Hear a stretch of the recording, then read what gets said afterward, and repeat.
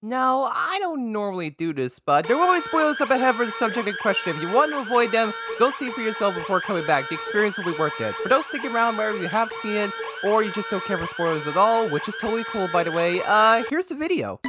Do be wary, for this video will have chances of loud noises, so I highly recommend you lower your volume at an acceptable level because these will happen at an unexpected rate. Alright, enjoy.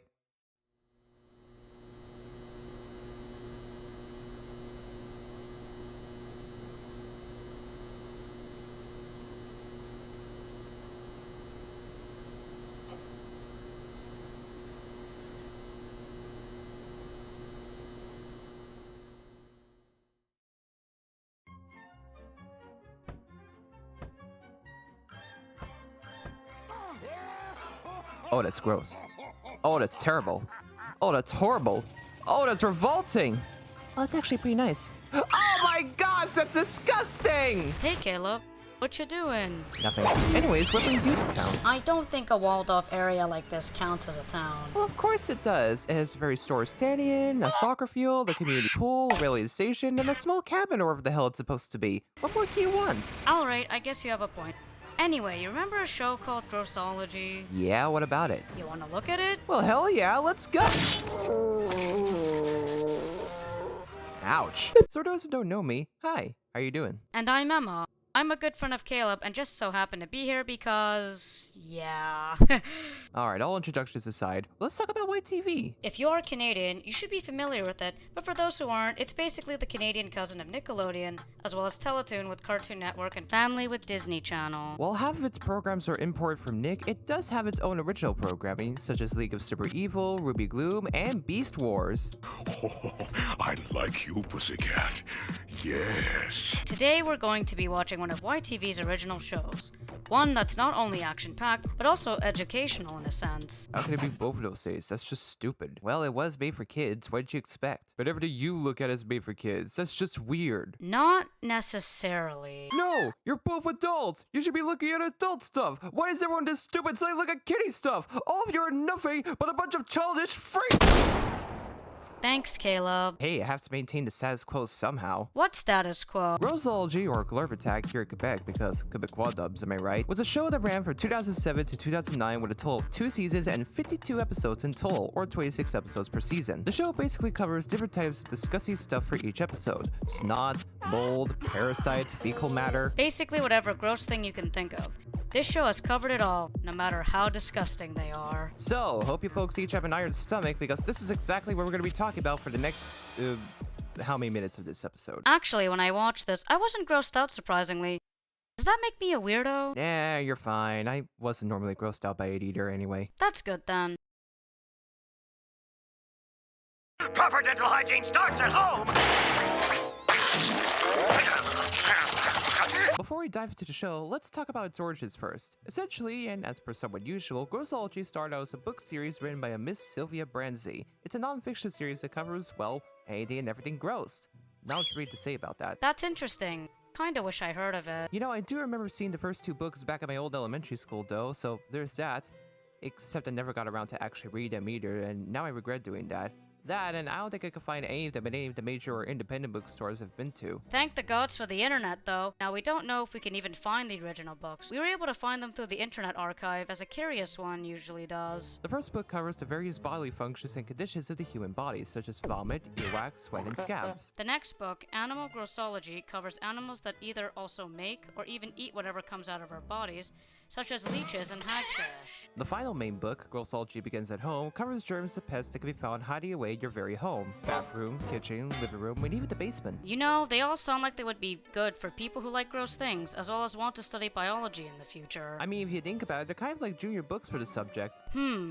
I never thought of it that way. Yes, in fact, speaking of which, the dirt book actually has a page where you can make your own bacteria right at home. Well, that's one thing to put on your resume for it then. Now, of course, these books got a lot of recognition for what they present. Some were respectfully disgusted by them, while others actually enjoyed them like the sick they are. There were also more books that came out for the series, such as Hands-On Grossology, a guidebook on creating gross experiments, and Virtual Grossology. It's just the first book bundled with a soundboard so you can play the sounds of everything presented in it. Yeah, I have no words for this. It didn't stop at the books, however. There was also an entertainment game for the PC released in 1997, and just look at it! Look at it in its natural beauty. Well, I am so glad I'm not eating at the moment. Oh, sorry, you're saying something? There's even an exhibit based on the books with interactive displays and everything, and I think it's still going on to this day. It is, huh? If it was possible, we could visit it, but then again, never mind. Eventually, with this newfound success, Branzy would soon later plan to make a visual adaptation for books for the TV industry, while still staying true to their roots of, being science-themed and informatic books. Thus, a new chapter for the Grossology legacy has begun.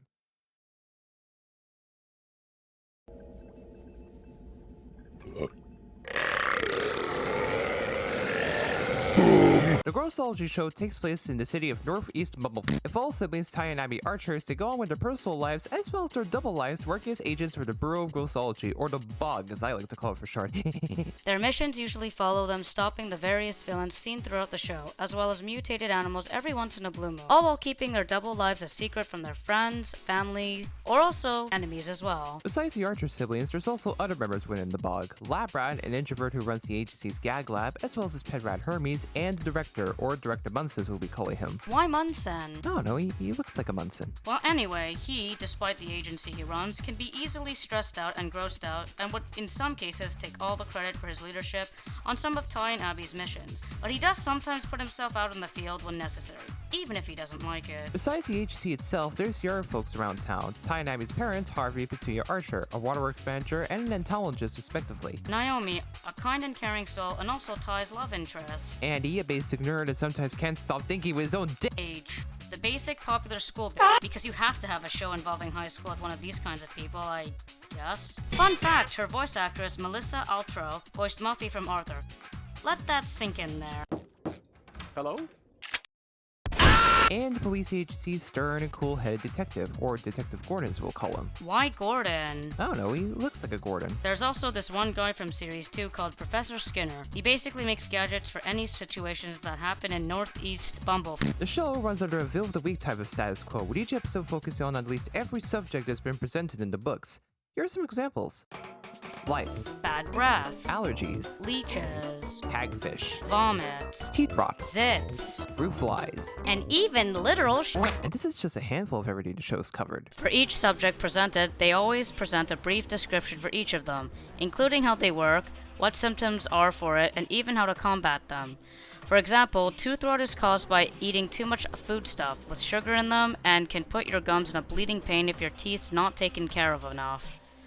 Ew.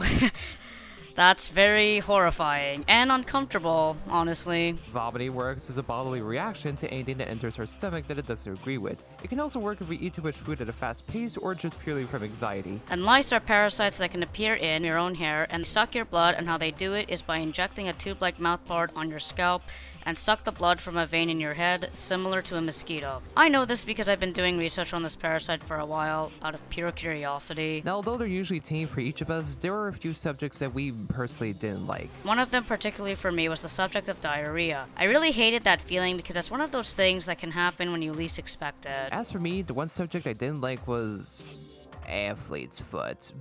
That's the only thing I actually felt uncomfortable with because it's a fungi infection that happens to your feet, which can make them crusty and smelly and sore. Ugh. Even talking about it just makes me sick. Anyway, you all pretty much get the gist of what the show presents. I think we've gone long enough with this anyway. Quite. Let's talk about the one thing that really holds the show together.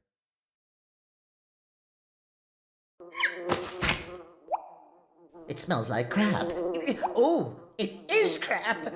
Oh my jewels, there's crap everywhere! Now it's time for the part of the show you've all been waiting for. The villains. The very pieces that help keep the flow of the show going. Like Caleb said before, the show runs on a villain of the week basis, with some appearing more than others. To be familiar with shows with this type of quota, I've made a little census for such an occasion. Primary villains. Villains that appear the most often, with some being the face of the show. Secondary villains. Villains that appear less often, with some even showing up once and never coming back to the show. And temporary villains, regular characters that become or transform to villains themselves for just one or more than one episode until reverting back to normal. Now keep in mind there's also going to be a counter for how many episodes they took their role in. Other appearances made by them through cameos or even episodes where they team up with the main character will not count. Now that you're familiar with the list, here's all the villains in question. How many of them are in this? 20. Really? Thought there'd be less of them, considering what I remembered. Well anyway, here we go! Insectiva, a former entomologist with a love for insects. After learning what's being done to them at their former lab, she freed every insect there and later rejected her humanity, transforming her to a bug-like mutant and vows to overthrow humanity with her multi-legged army. Slim, a sewer worker that transformed into a living slime mold and decided to have his revenge on the surface until he was eaten back to normal. Somehow. Fartor, a methane gas-breathing villain who adapted this twisted lifestyle after a lifetime torture of this kind by his older brother. Basically, he's like a farfish lover if they've been given a fate worse than death that they'll never get themselves out of.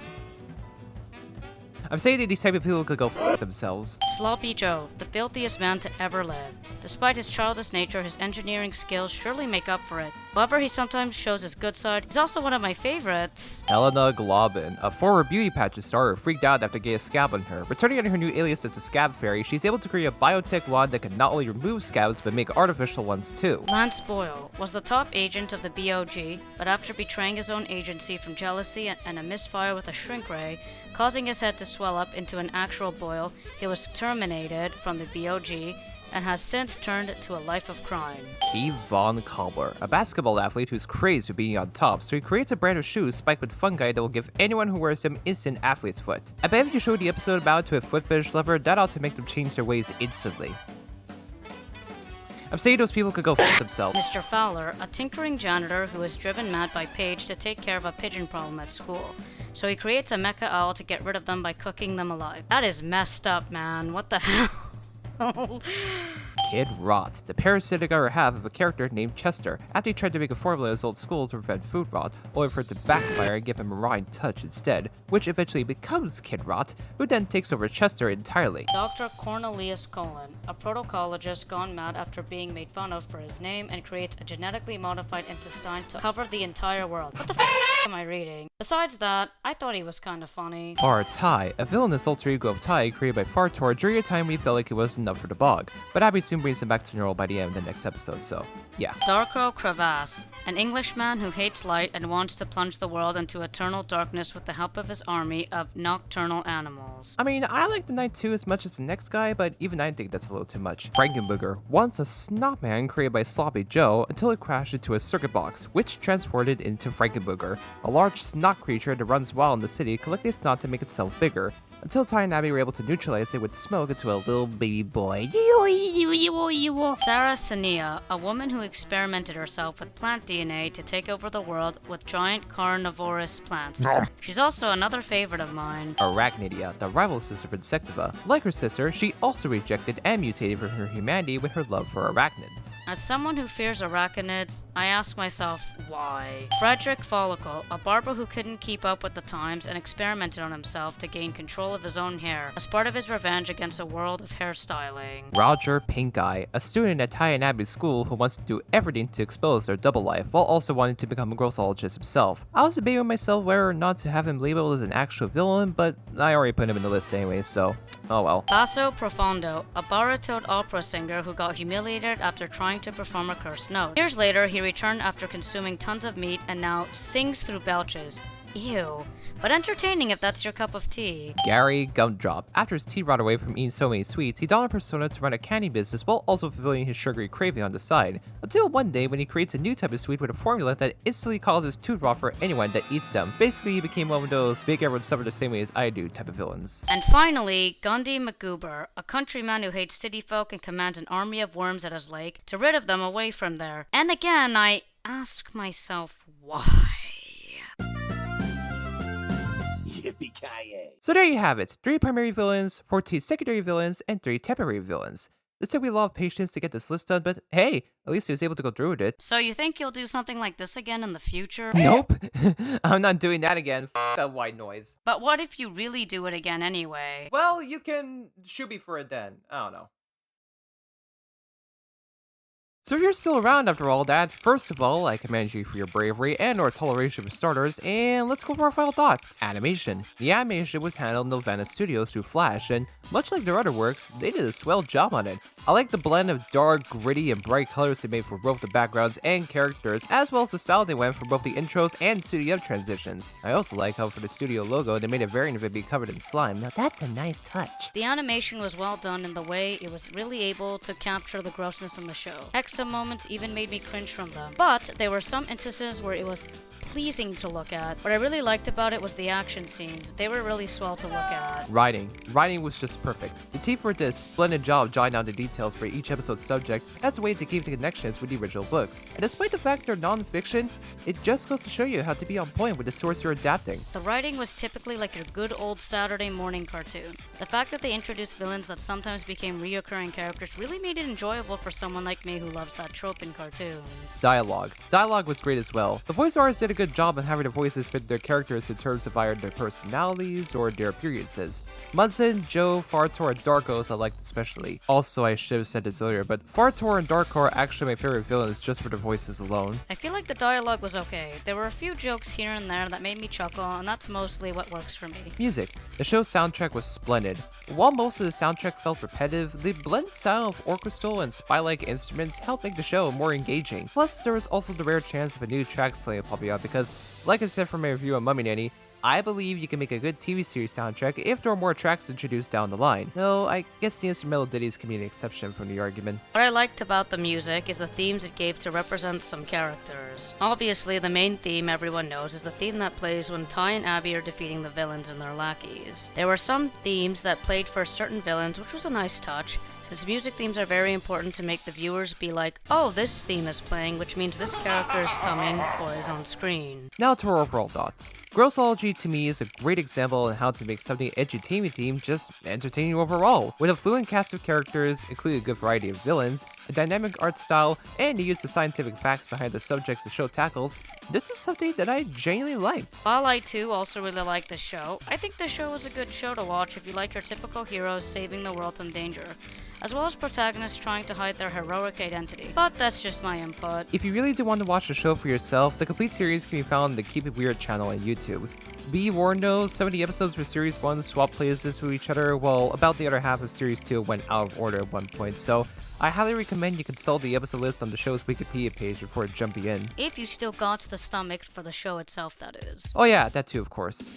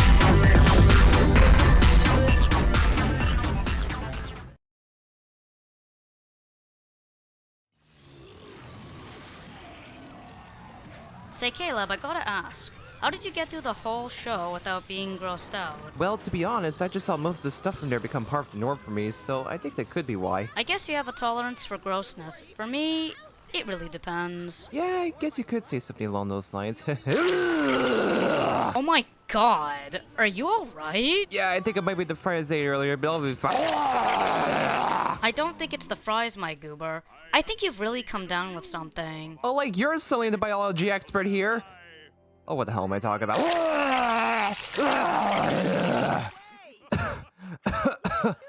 Alright, I think it's all out. I think it's all out now. Oh, well, what do you know? It's my own blood. What? I think I'm gonna take a nap now.